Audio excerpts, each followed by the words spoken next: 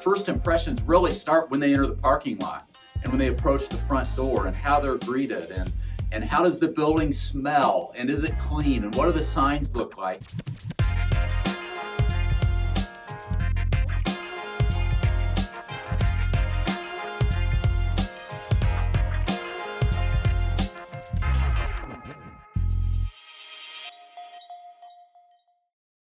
You know, it's been said that first impressions are lasting impressions. I think I first heard that from Pastor Rick Warren, but I know that quote's been all around, and I don't know who said it first, but first impressions are last impressions. The other day we went through a drive-through kind of ice cream shop, fountain shop, close to our house, and when we got our fountain drinks, they put a small little mini gummy bear right on top of our drink. And, you know, it was a small little thing, but it really was kind of a cool impression.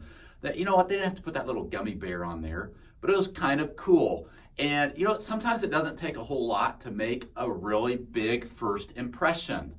And I know you're pastors and ministry leaders, and when you think about people coming to your church on Sunday, those first impressions don't start with a pastor's sermon.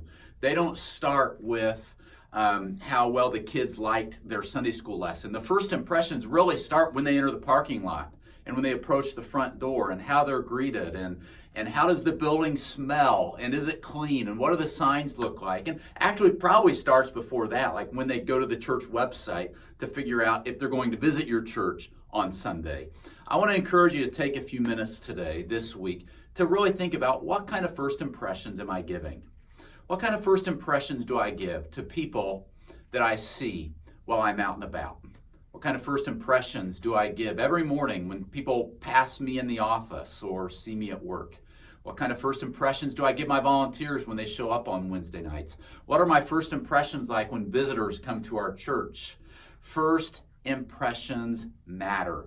You know, there's another quote that's been all around, and it's this, that you only get one chance to make that first impression, and so you've got to make it last.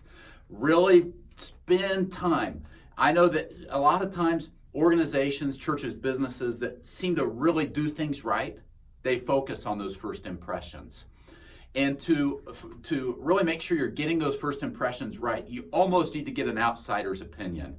You might think that everything's good when it comes to first impressions, but why don't you ask a visitor?